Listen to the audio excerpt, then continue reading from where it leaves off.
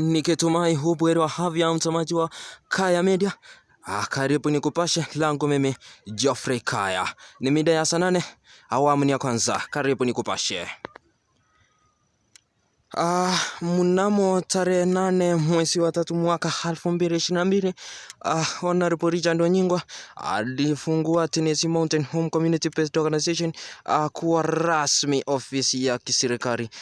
Aidha, raia wa eneo hilo la Musocho, eneo bunge la Magombo, kaunti ya Nyamira, wamesema kwamba ofisi yenyewe itawasaidia kufikishia matakwa yao anayesimamia hiyo kaunti ndogo ya Nyamira.